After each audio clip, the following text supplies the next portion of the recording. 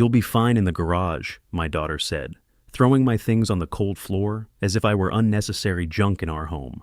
She and her freeloading husband had seized my house, which I had built for years.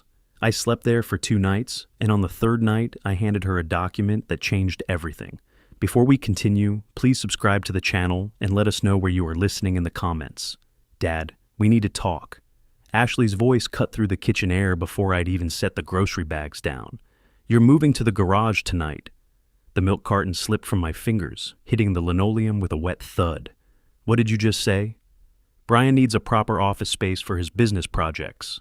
She stood in the doorway, arms crossed, speaking like she was discussing the weather. "The garage has everything you need. Electricity, that old couch, plenty of room for your things." My hands went still on the counter. "Ashley, this is my house."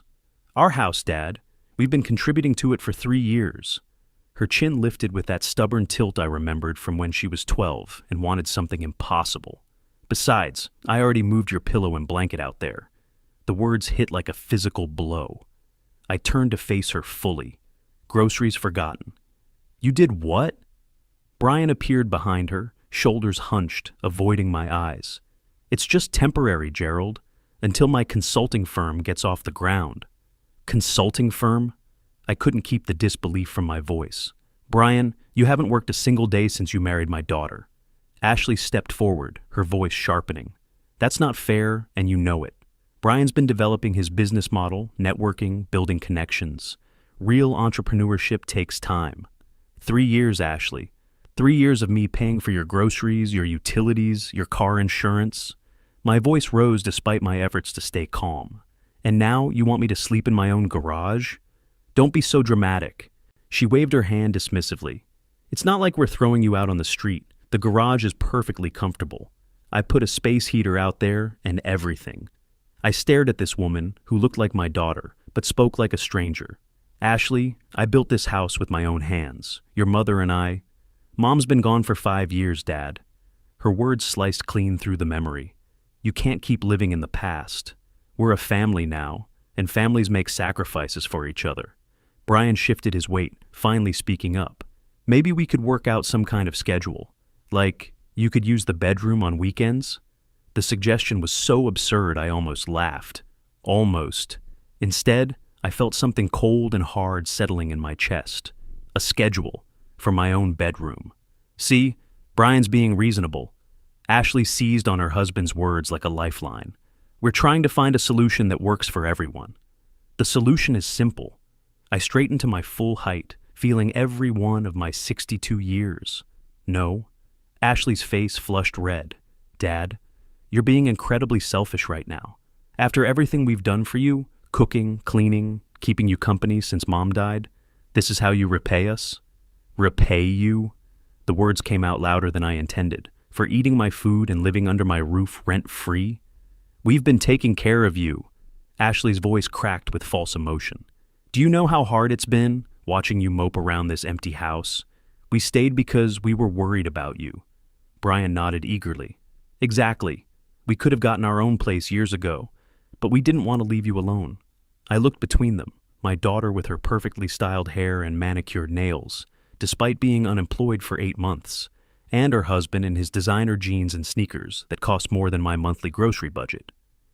"Taking care of me. If you don't like the arrangement, you're free to leave any time."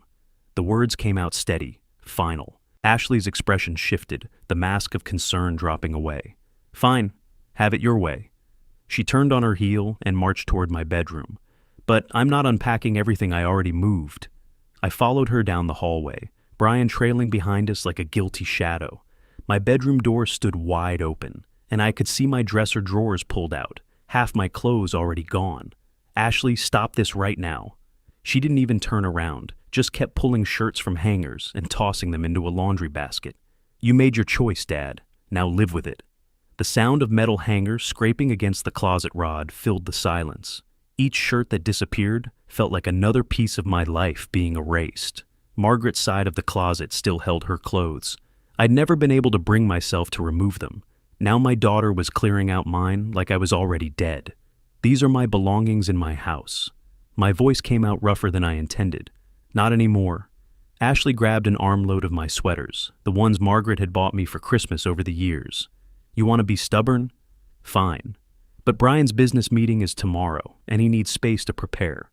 I stood in the doorway of my own bedroom, watching my daughter pack my life into boxes and baskets, while her unemployed husband nodded along like this was all perfectly reasonable.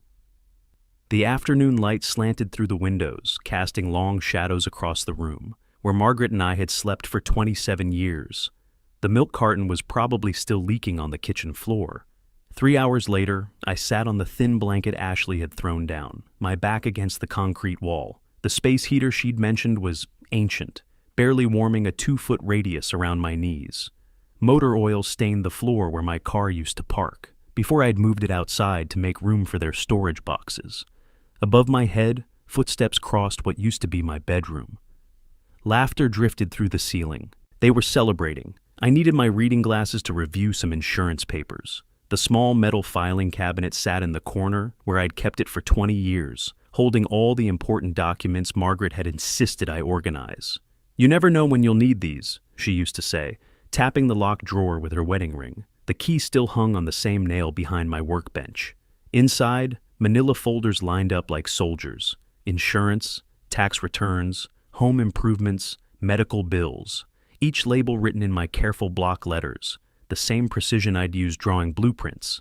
I pulled out the folder marked Ashley's Support, without really thinking about why I'd started that file 3 years ago. The first receipt hit me like ice water. $2,047 for her wedding dress alterations. I'd forgotten about that emergency call 2 weeks before the ceremony. "Dad, the dress doesn't fit right, and the seamstress wants cash up front." Another $3,200 for the reception hall deposit when their original venue fell through. $12,000 total for a wedding that was supposed to cost $6,000. More papers tumbled out. Brian's first business venture, $4,500 for premium marketing materials that never materialized into actual clients. His second attempt, $3,800 for industry certification in some consulting field I'd never heard of. 8 months ago, when Ashley lost her job, $2,100 per month for their share of groceries, utilities, insurance. I pulled out my phone and opened the calculator. The numbers climbed with each receipt. $23,000 during Ashley's unemployment, $18,000 for home improvements they'd requested, converting the guest room into an office, upgrading the kitchen appliances because theirs were too small for a family, $21,000 in additional utility costs, higher grocery bills, extra car insurance, $89,000. 5 years of quietly writing checks, transferring money, covering emergencies that never seemed to end. I'd told myself it was temporary, that family helped family, that Margaret would have wanted me to support our daughter. But Margaret would never have demanded I sleep in my own garage. The concrete seeped cold through the blanket, and I could hear Brian's voice above, probably explaining his latest business plan to Ashley. Something about digital marketing or cryptocurrency or whatever had caught his attention this week. The same eager tone he'd used when asking for the certification money, the marketing materials, the investment opportunities that were going to change everything. I stacked the receipts in chronological order, watching the progression from reasonable requests to obvious exploitation. The pattern was clear now, written in my own careful notations on each check stub. Ashley's car repair, Brian's business expenses, emergency dental work. Each excuse had seemed legitimate at the time. Footsteps crossed overhead again, heading toward what used to be my side of the house. The bathroom door slammed. Water ran through pipes that I'd installed myself when Margaret was pregnant with Ashley, back when we dreamed about grandchildren running through these rooms. I gathered the receipts and slid them into a clean envelope. $89,000 bought a lot of things, but apparently not respect or gratitude. My fingers traced the concrete wall behind me, feeling every bump and imperfection. Tomorrow, I would start making some changes. The filing cabinet had more folders I hadn't looked at in years. By 2 a.m, I'd cleared the entire workbench. Financial documents lay organized in precise rows, each receipt and bank statement arranged chronologically. $89,000 of evidence spread across 27 years of construction experience. I pulled down the thick binder labeled Legal References from the shelf above my tools. 25 years of running Nelson Construction had taught me more than foundation pours and electrical codes. Contracts, liens, property law, tenant rights, all part of the business. Ohio Revised Code, Section 5321 open to exactly what I needed. A landlord may terminate a periodic tenancy by notice given the tenant. The words felt solid under my reading glasses. 30 days, written notice, no cause required when there's no written lease agreement. Ashley and Brian had never signed anything official. 3 years of handshake agreements and assumed arrangements. I reached for my yellow legal pad and started writing. Phase 1, documentation. Already complete. Phase 2, legal notification. Required 30 days minimum.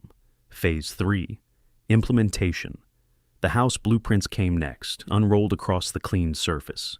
Every room marked in my careful drafting pencil from 1998. Master bedroom, guest room, converted to Brian's office. Kitchen they'd demanded I upgrade. Property I'd designed, built, and paid for entirely. Margaret's voice echoed from somewhere in my memory. Keep good records, Gerald. You never know when you'll need proof. Smart woman, always thinking ahead. I flipped through the construction law manual to the section on property ownership rights. Occupancy agreements versus rental contracts, resident versus tenant classifications, family member exemptions and their limitations. Brian qualified as neither family nor legal tenant. My engineering notebook lay open beside the legal texts, equations, and stress calculations, giving way to a different kind of problem solving. Variables and constants, known quantities and optimal solutions. The same methodical approach that had built 37 houses now applied to dismantling their comfortable arrangement. Variable 1, financial dependency. They'd grown accustomed to my support, structured their entire lifestyle around it. Remove the foundation. Watch the structure collapse. Variable 2, legal standing. No written lease meant no tenant protections. They were guests who'd overstayed their welcome.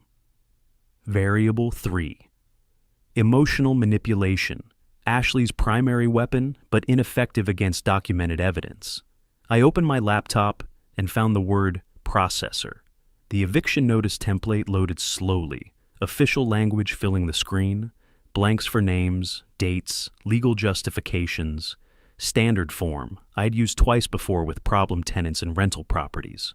Take notice that your tenancy of the above described premises is hereby terminated 30 days from the date of service of this notice. Clean, professional, legally binding. The printer hummed to life, feeding paper through mechanisms I'd maintained myself for 12 years. Black text appeared line by line, creating the first tool in my systematic approach. Outside, dawn crept across the suburban street, casting long shadows through the garage door windows. Inside the house, Ashley and Brian slept soundly in what they assumed was their permanent arrangement. I folded the notice carefully and slipped it into an envelope marked with Ashley's legal name, first official document in what would become a comprehensive case file.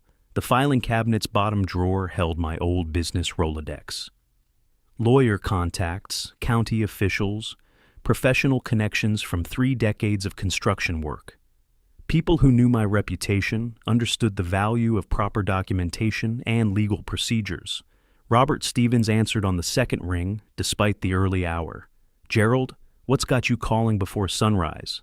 5 hours later, I sat across from Robert Stevens in his downtown Columbus office, watching him arrange my financial documentation across his mahogany desk. The same methodical precision I'd used organizing receipts in the garage, now applied by someone who understood exactly what these numbers meant in legal terms. $89,000 over 5 years. Robert's finger traced down my calculated totals, plus documented property improvements they requested. No written lease agreement, no established tenancy terms. The leather briefcase I'd carried from my car sat open beside my chair, containing copies of everything: bank statements, receipts, home improvement records, even photographs of the garage conversion Ashley had demanded I make more comfortable for my new living situation. Robert's office felt solid around us. Law books lining the walls, framed Ohio bar certifications, case files stacked with the same organized efficiency I recognized from the construction project management. 27 years of building houses had taught me to recognize competent professionals. Property law in Ohio strongly favors owners in situations like this. Stevens pulled a thick volume from the shelf behind his desk. Ohio Revised Code. Section 5321.17 specifically addresses month-to-month occupancy termination. He opened to a marked page, pointing to highlighted text. 30 days written notice. No cause required when there's no formal lease. Since you're the sole property owner and they've never paid rent or signed any agreement, they're legally classified as guests, not tenants. I watched him pull forms from a filing cabinet, official documents with county headers and legal seals. The same attention to detail I'd applied to building permits and inspection schedules, now focused on reclaiming my own house. The financial exploitation angle strengthens your position considerably.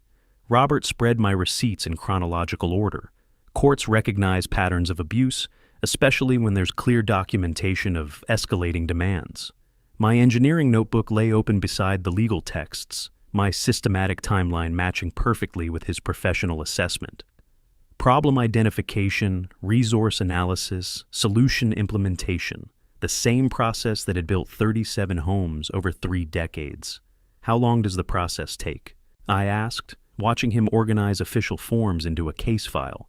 Minimum 30 days from notice delivery to sheriff enforcement, assuming they don't comply voluntarily. Stevens reached for his calculator, running numbers with the same precision I'd used on construction budgets. Legal fees run approximately $2,800 for the complete process, including court filings and enforcement coordination. Less than I'd spent on Brian's failed business ventures last year alone. Robert's printer hummed to life, feeding official notices through mechanisms I recognized from my own home office equipment. Black text appeared line by line, creating the legal framework that would restore order to my property. Notice to terminate tenancy appeared at the top of the first page, followed by my name as property owner and Ashley Nelson Cooper as occupant. Clean, professional language that transformed emotional betrayal into actionable legal remedy. I can have these prepared for delivery by this afternoon. Stevens organized the documents into manila folders labeled with case numbers and filing dates. Service must be performed according to Ohio statutes, either personal delivery with witness or certified mail with return receipt. The second form outlined eviction procedures, timeline requirements, and Sheriff's Department contact information. Everything I needed to reclaim my bedroom, my dignity, and my household from 3 years of gradual exploitation. Stevens handed me a business card with his direct phone number written on the back. Call immediately if they attempt any interference or retaliation. Property owners have significant legal protections in Ohio, but documentation of any harassment strengthens our position. I stood, gathering my organized evidence back into the briefcase, feeling the weight of legal backing behind every document. The same confidence I'd carried walking onto construction sites, knowing I had the expertise and resources to build something solid and lasting. The parking meter outside still had 40 minutes remaining when I reached my car. Legal notices secured in a sealed envelope marked "Personal Service Required." 27 years of construction work had taught me that the foundation determines everything else about a building. Time to rebuild mine. The kitchen counter still held breakfast dishes when I walked through the garage door, envelope in hand.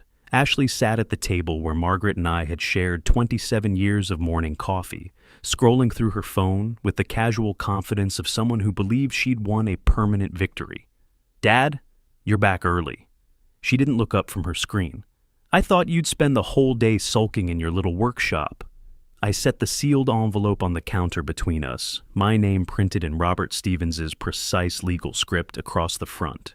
Actually, I spent the morning taking care of some business. Brian appeared in the doorway, wearing one of the expensive polo shirts I'd paid for during his last networking phase. His eyes shifted between the envelope and my face, sensing something different in my demeanor, but unable to identify the change. What kind of business? Ashley finally glanced up, her tone carrying that familiar edge of condescension she'd perfected over the past 3 years. I opened the envelope methodically, unfolding the official document, with the same precision I'd used reviewing construction blueprints. "This is your 30-day notice to quit and deliver possession of the premises." The words hit the air like concrete settling into place. Ashley's phone slipped from her fingers onto the table. "What did you just say?" "Legal eviction proceedings under Ohio Revised Code, Section 5321. I held the document where she could see the official letterhead, the county seal, the formal legal language that transformed family dispute into judicial remedy. "You have 30 days to vacate my property." Brian stepped forward, his face pale. "Gerald, you can't be serious about this. Failure to comply will result in Sheriff's Department enforcement." I continued reading from the notice, my voice steady as architectural specifications. "All legal requirements have been satisfied under Ohio landlord-tenant law." Ashley snatched the paper from my hands, her eyes scanning the text with growing desperation. "This is ridiculous. We're not tenants. We're family. You can't evict your own daughter." "Actually, I can."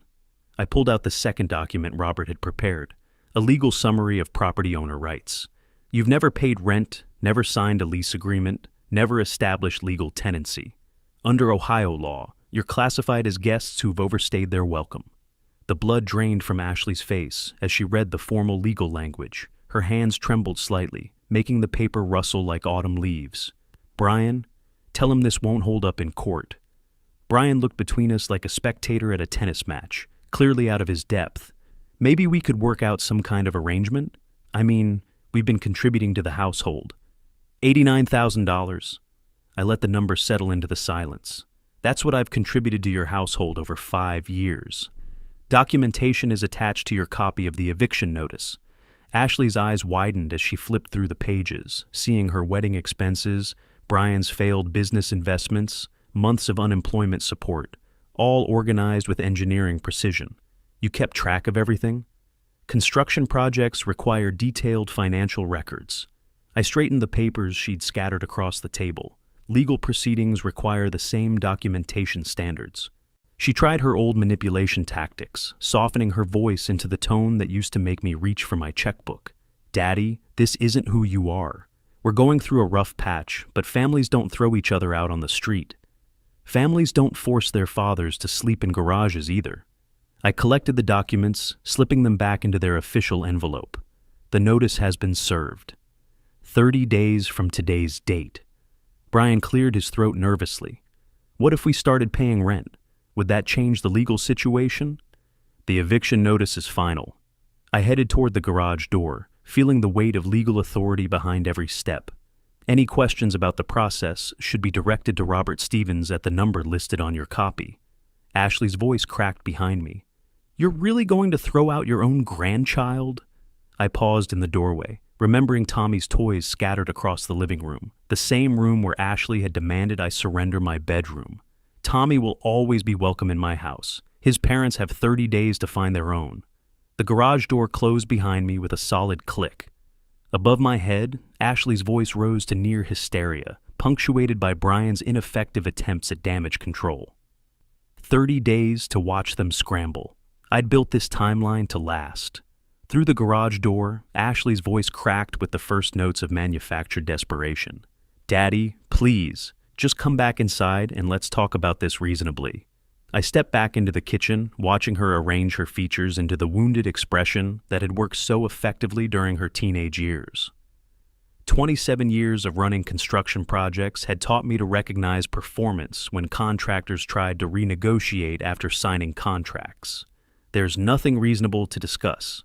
I kept my voice level, the same tone I'd used explaining change orders to unhappy clients. "The legal notice has been served." Her eyes filled with practiced tears. "How can you throw away everything we've meant to each other? I'm your daughter, your only child. Which is why this conversation should never have been necessary." I reached for the coffee pot, maintaining the casual routine that drove home my emotional detachment. Business decisions don't change based on family relationships. Brian shifted nervously behind her, clearly uncomfortable with the manipulations tactics, but lacking any alternative strategy. "Gerald, surely we can work something out. Maybe a payment plan or—" "The eviction notice is final." I poured coffee into my favorite mug, the one Margaret had given me for our 10th anniversary. "Any further discussion should be with Robert Stevens." Ashley's manufactured vulnerability shifted toward guilty desperation. Mom would be heartbroken to see you treating her daughter this way. She always said, family comes first. I set the coffee mug down with deliberate care, remembering Margaret's actual words about Ashley's escalating demands during college. Your mother also said I should stop enabling your irresponsible behavior. Her exact words were, tough love builds character.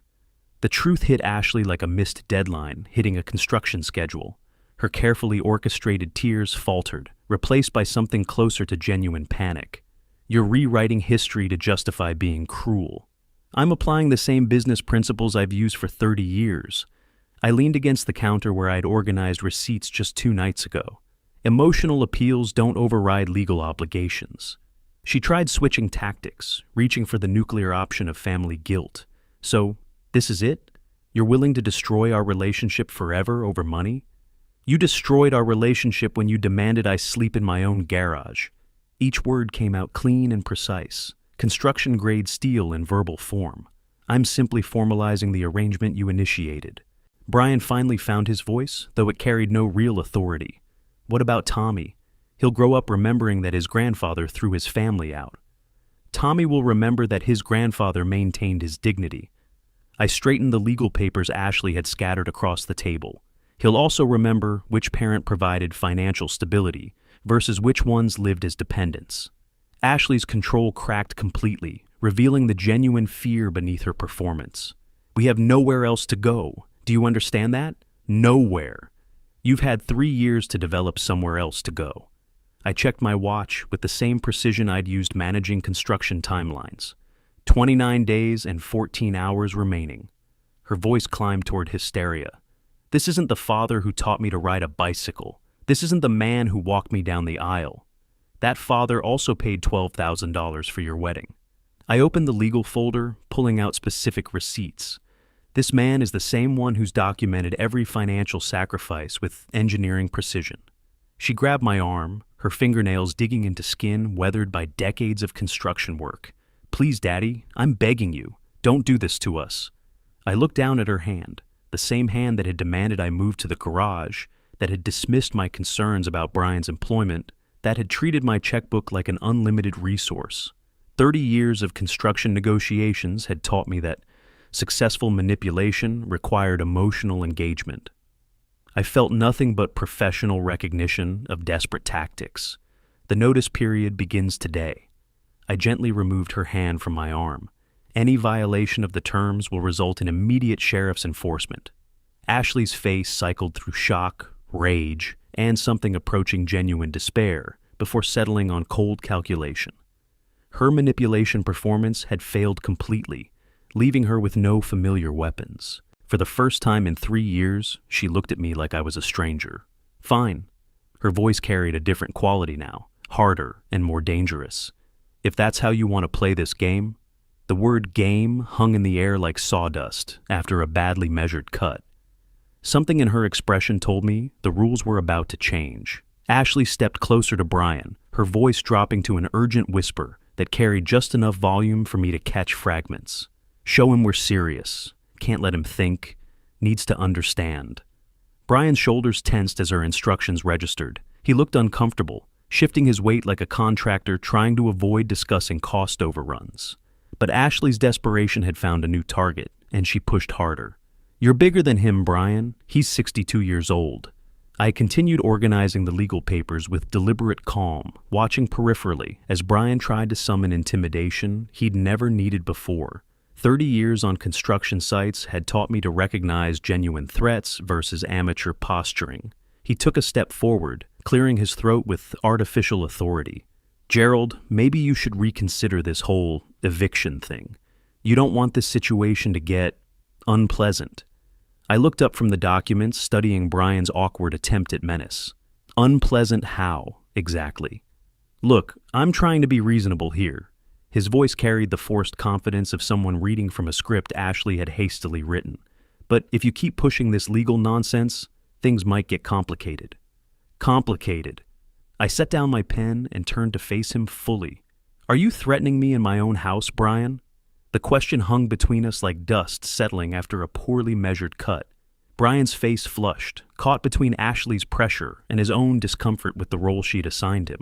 I'm just saying, maybe you should think about what's best for everyone. He stepped closer, trying to use his height advantage. You're outnumbered here, Gerald. I almost smiled. Outnumbered by whom? You. 27 years of managing construction crews had included more physical confrontations than Brian had probably seen in movies. Drunk electricians who thought their paychecks were too small. Concrete finishers who wanted to renegotiate timelines after materials were delivered. Subcontractors who believed intimidation worked better than conversation. I'd handled them all without breaking a sweat. Brian, you've never thrown a punch in your life. I kept my voice conversational, the same tone I'd used explaining why certain walls couldn't be moved. You've never worked a job where men settle disagreements with anything besides words and lawyers. His confidence wavered visibly. That doesn't mean I won't. What? Hit a 62-year-old man? I stepped forward, closing the distance he'd tried to establish. In front of your wife and child? The movement was subtle but effective. A lifetime of dealing with aggressive men had taught me how to project authority without aggression. Brian instinctively stepped back, his amateur intimidation dissolving like sugar in rain. I've been handling bigger threats than you during coffee breaks for 3 decades. I kept moving forward until Brian retreated against the kitchen counter. Angry men with real grievances, real desperation, and actual experience with violence. Ashley watched from the sidelines, her whispered coaching forgotten, as she witnessed her husband's complete deflation. Brian, don't let him. Your husband isn't stupid enough to assault me, Ashley.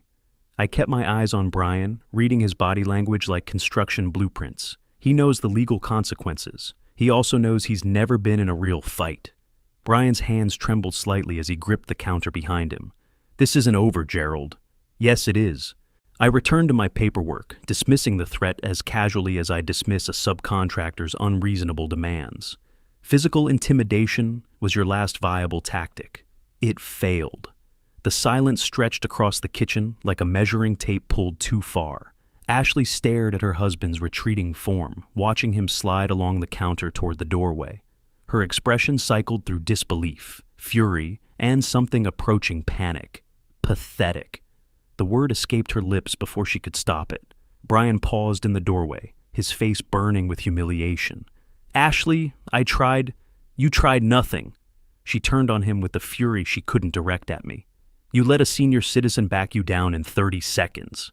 I gathered the legal documents into their folder, watching the family dynamics crumble in real time.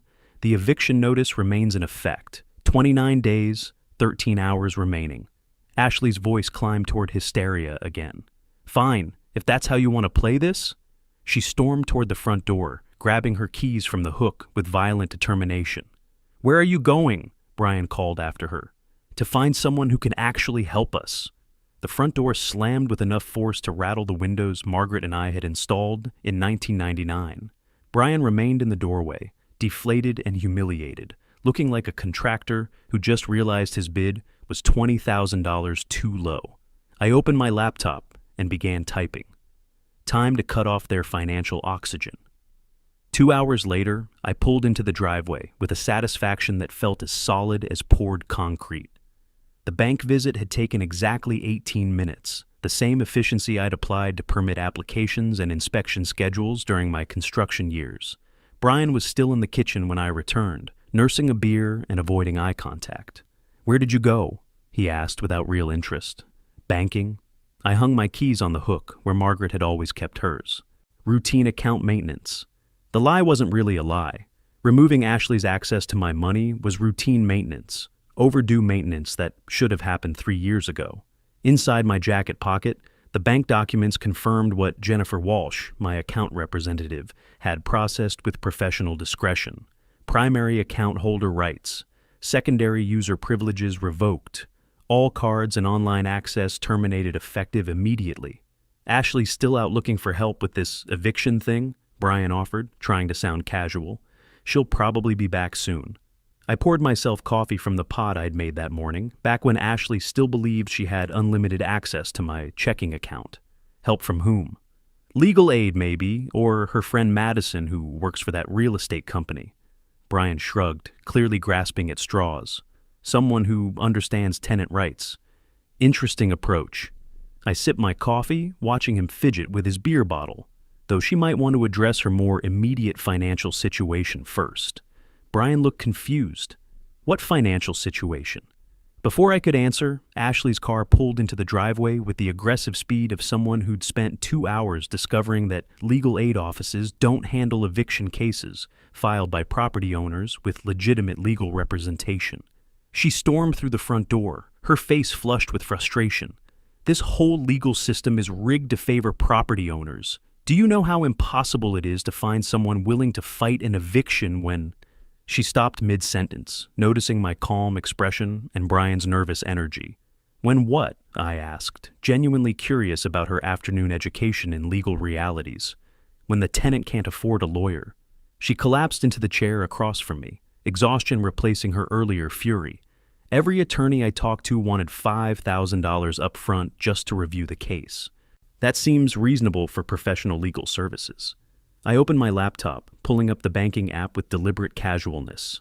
Speaking of professional services, I had an interesting conversation at First National this afternoon. Ashley barely registered my words, too focused on her own failures. We need money for a lawyer, Dad. This eviction notice isn't going away just because we ignore it. You're absolutely right. I turned the laptop screen toward her. Unfortunately, you no longer have access to money for anything. She stared at the account summary, reading the notification banner with growing confusion. Account access restricted, secondary user privileges suspended. Her eyes found mine. What does this mean? It means I removed your name from my checking account. I spoke with the same matter-of-fact tone I'd used explaining change orders to confused contractors. No more debit card access, no more online banking, no more unlimited spending of my money. The words hit her like a failed foundation inspection. Ashley's face cycled through disbelief, confusion, and dawning panic as she pulled her wallet from her purse and stared at the debit card that no longer functioned. You can't just cut me off from our account. My account, I corrected. You were an authorized user, not an owner. Primary account holders can modify access permissions at any time. Brian leaned forward, finally understanding the scope of Gerald's strategic thinking. How are we supposed to buy groceries, pay for gas, basic necessities? Excellent questions. I closed the laptop with the same satisfaction I'd felt completing a successful project inspection. I suggest you find employment that provides income for those necessities. Ashley frantically grabbed her phone, pulling up her banking app. The login failed. She tried again with the same result. This isn't legal. You can't just steal our money. I haven't stolen anything. I've stopped giving you money. The distinction mattered, like the difference between load-bearing and decorative beams. Every dollar you've spent for the past 3 years came from my labor, my savings, my retirement fund. She stared at her useless debit card like a contractor staring at blueprints that no longer match the foundation. What do you expect us to do? Find jobs, pay rent, act like the independent adults you claim to be? I stood, gathering my coffee and legal papers. You have 28 days to figure it out. Ashley's voice climbed toward desperation. We can't survive without access to money. Then perhaps you shouldn't have demanded that your primary source of money sleep in the garage. I walked toward the door, leaving them to contemplate their new financial reality. Behind me, Ashley's phone rang, probably another legal aid office returning her call. 3 hours later, Ashley appeared in the garage doorway with the careful posture of someone approaching a dangerous construction site.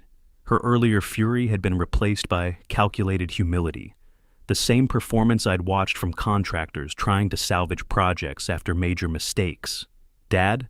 Her voice carried forced softness. Can we talk? I looked up from the insurance documents I'd been reviewing, noting her strategic choice to approach me in my designated space rather than demand my presence in the main house. About what? About everything that's happened today.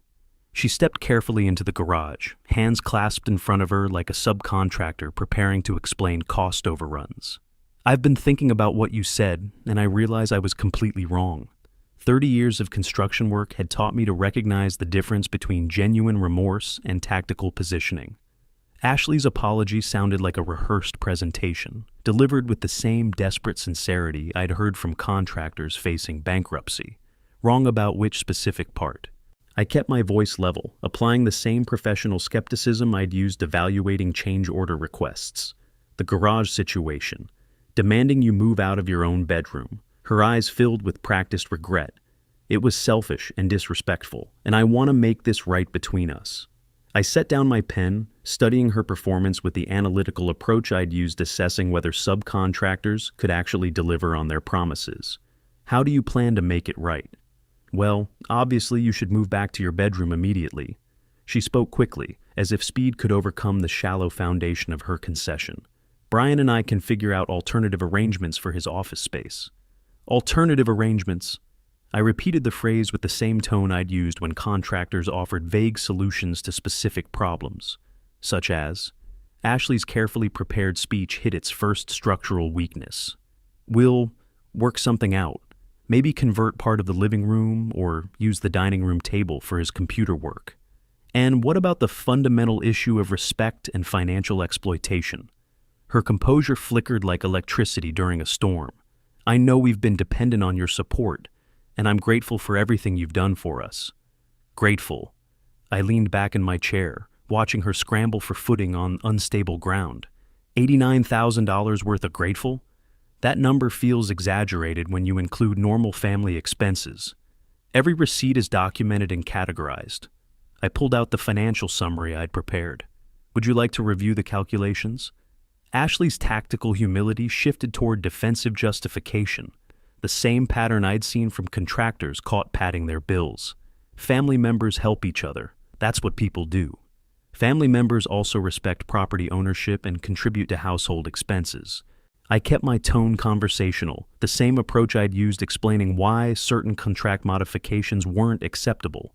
What specific changes are you proposing to address those issues? Her rehearsed apologies hadn't prepared her for detailed questioning. Brian's been working hard on his business development. Once his consulting firm takes off. 3 years of business development with zero income. I interrupted with the precision of rejecting an unrealistic project timeline. What's your backup plan? Maybe I could look for temporary work while Brian focuses on the business launch. I almost smiled at the familiar deflection. Temporary work to cover what specific expenses? Ashley's performance began unraveling under professional scrutiny.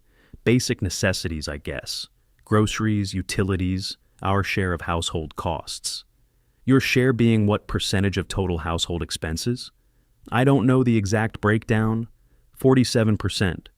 I pulled out the calculated figures, based on occupancy, utility usage, and consumption patterns over 3 years. The mathematical precision hit her like an unexpected change order on a fixed-price contract. Ashley stared at the numbers, clearly unprepared for the business-like evaluation of her vague promises. Dad, I'm trying to apologize here. Can't we work out some kind of arrangement that lets us stay while we get back on our feet? What guarantees can you provide for future behavior? I asked, applying the same criteria I'd used evaluating contractor commitments. What specific measurable changes will demonstrate this claimed transformation? Her desperation broke through the tactical performance. I just need access to the account restored so we can function while we figure things out. There it was, the real objective behind her manufactured humility. Ashley wasn't offering genuine change. She wanted temporary relief from consequences. I see. I closed the financial folder, watching her realize she'd revealed her true priorities. So your plan is to restore the status quo while promising eventual improvements. It's not like that. That's exactly what it's like. I stood, remembering every contractor who'd made similar promises under pressure. I've heard these negotiations before, Ashley. Different setting, same desperation. Her careful composure cracked completely. This isn't some business transaction. We're family. Family members don't force their fathers into garages. Ashley's frustration boiled over into the anger she'd been suppressing. Fine. What exactly do you want from us? The question hung in the air like dust settling after demolition. Time to present the real terms. 2 hours later, I called them both into the living room with the same formal tone I'd used summoning subcontractors to discuss contract violations. Ashley and Brian arranged themselves on the couch like defendants awaiting sentencing, their earlier confidence replaced by wary anticipation.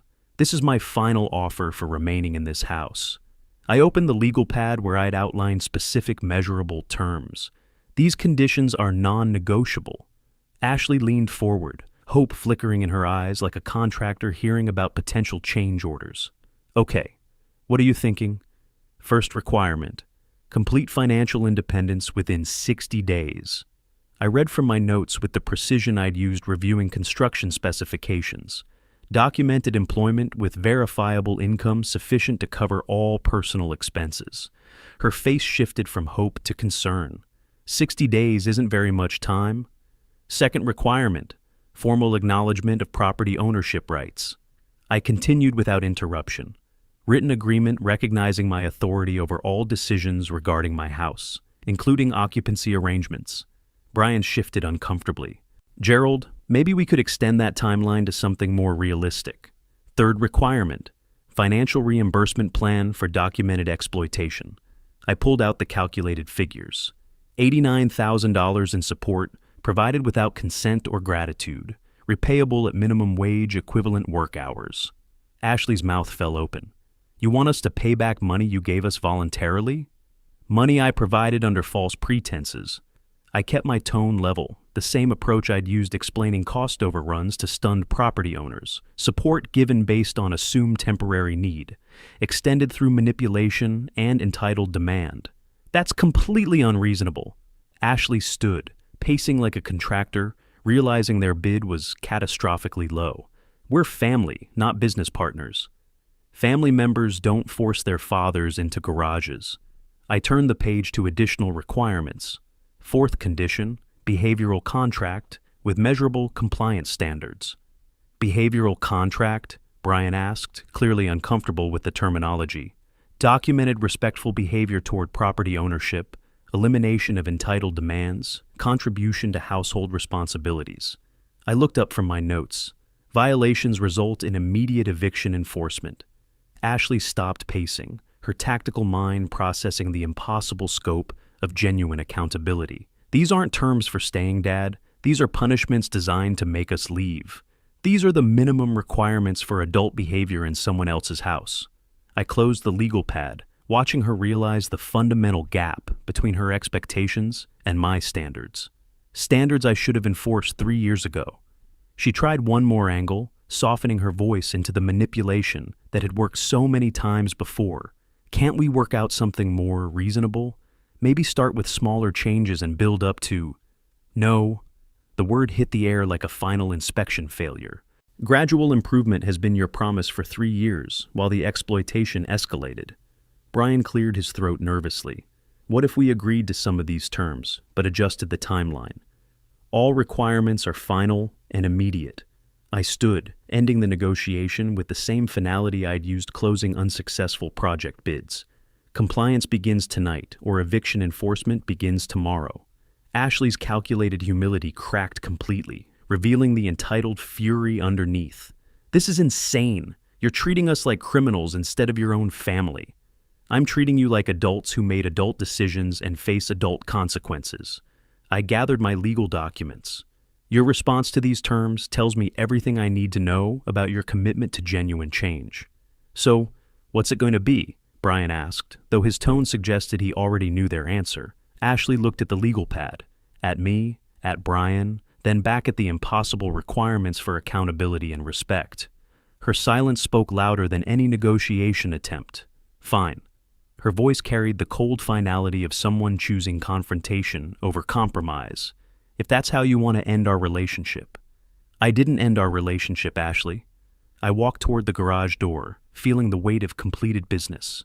You ended it when you demanded I sleep in my own garage. The legal pad remained on the coffee table between us like an unsigned contract. 27 days until sheriff enforcement. Though after tonight, I suspected we wouldn't need to wait that long. My phone rang as I reached the garage. Robert Stevens, probably wondering if we'd need to accelerate the timeline. Gerald, how did the final negotiation go? I looked back through the garage door at Ashley and Brian, huddled in furious conversation on the couch. Exactly as expected, I answered. They chose confrontation over accountability. Should I prepare the sheriff enforcement paperwork? Not yet. I watched Ashley gesturing angrily while Brian nodded along with her fury. Something tells me they're planning to escalate this themselves. Through the window, I could see Ashley reaching for her phone with the determined expression of someone calling in reinforcements. "Let me know when you need legal backup," Robert said. "Tomorrow morning," I replied, watching my daughter's face illuminate in the phone's glow. "I have a feeling things are about to get interesting." 30 days later, I watched from my kitchen window as the Franklin County Sheriff's vehicle pulled into my driveway at exactly 10 o'clock in the morning. Deputy Martinez stepped out with the same professional efficiency I'd admired in quality subcontractors, carrying the official eviction paperwork Robert Stevens had prepared a month ago. The legal process had proceeded with clockwork precision. No appeals, no delays, no last-minute negotiations. Ashley and Brian had spent their 30 days exactly as I'd predicted, hoping for a miracle that never came, making calls to lawyers they couldn't afford, and gradually accepting the reality that professional legal procedures don't bend to emotional manipulation. "Mr. Nelson?" Deputy Martinez approached with businesslike courtesy. "We're here to execute the court-ordered eviction.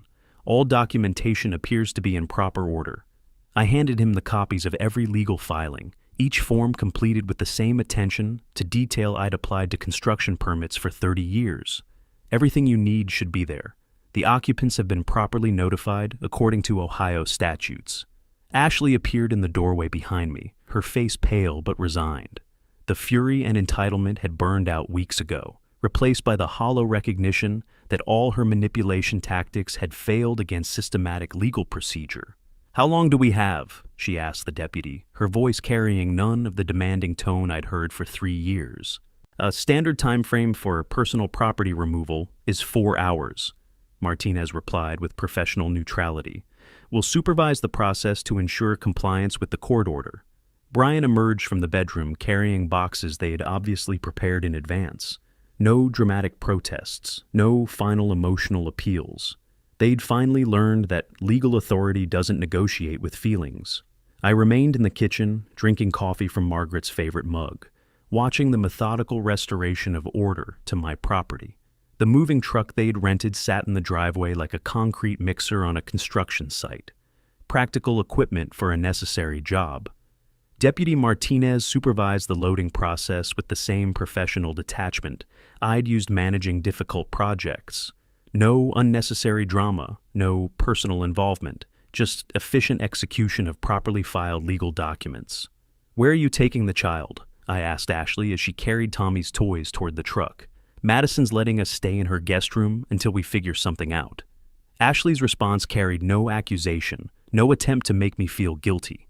The fight had gone out of her completely. Tommy appeared at her side, confused but not distressed. 3-year-olds adapt to change more easily than entitled adults. "Grandpa Gerald, are we moving?" "Your parents are moving, Tommy." I knelt down to his level, remembering that none of this was his fault. "You'll always be welcome to visit me here."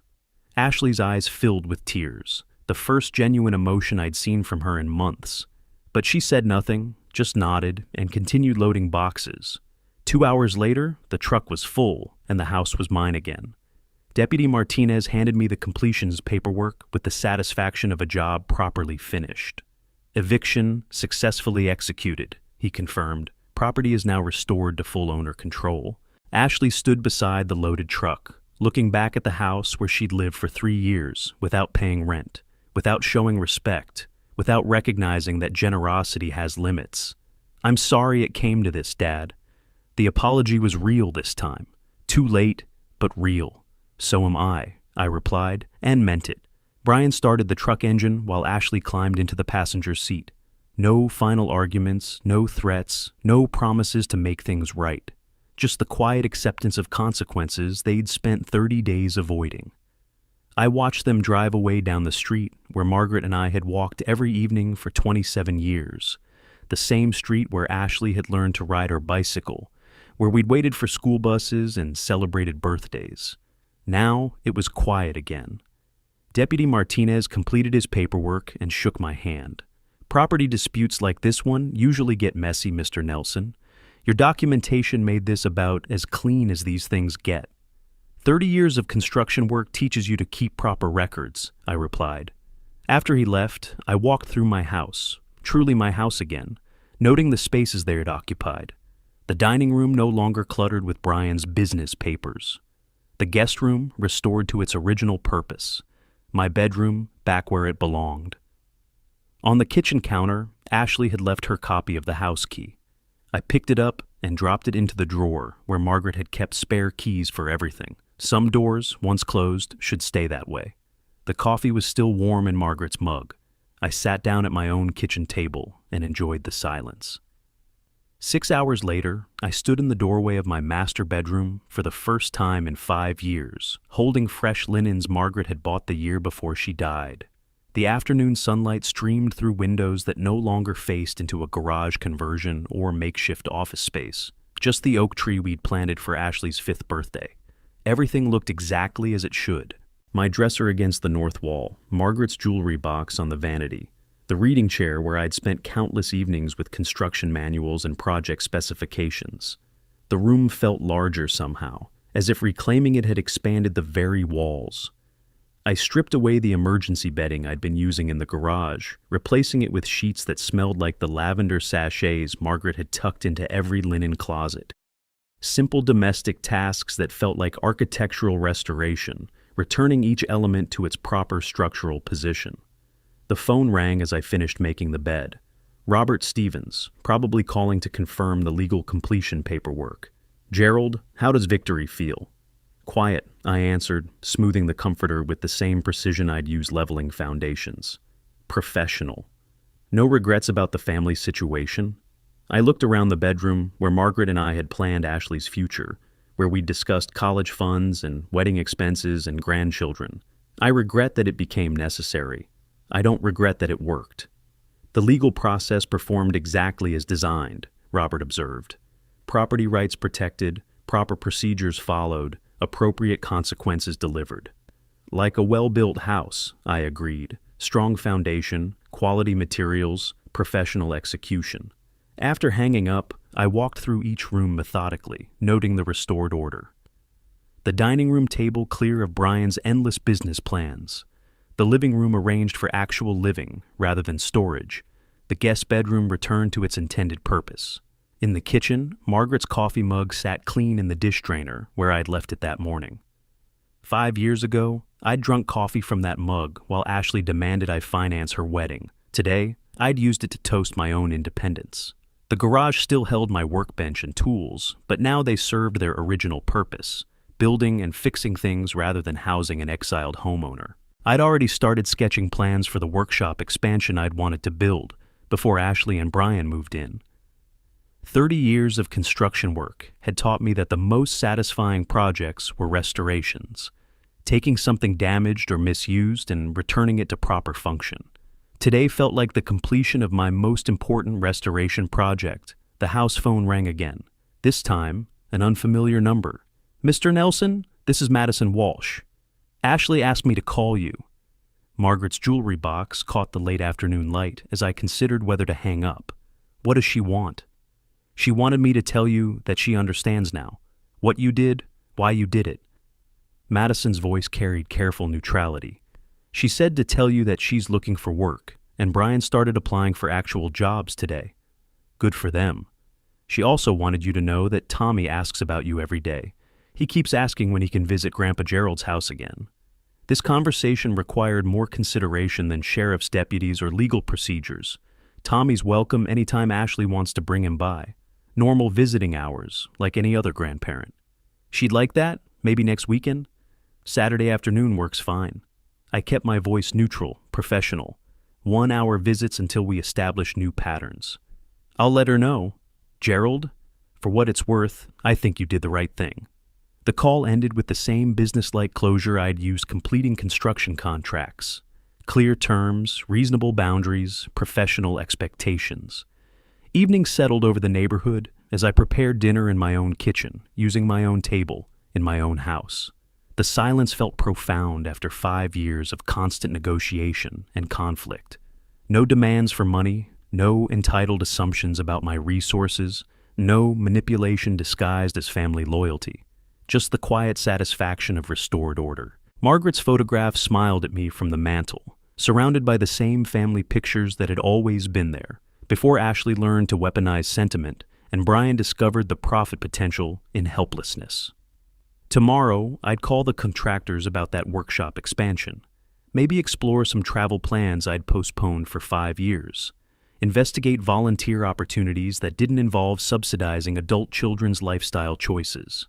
Tonight, I'd sleep in my own bed, in my own room, in my own house. Some victories taste better than others. This one tasted like freedom. If you like this story, please like this video, subscribe to the channel, and share your impressions of this story in the comments. To listen to the next story, click on the box on the left. Thank you for watching.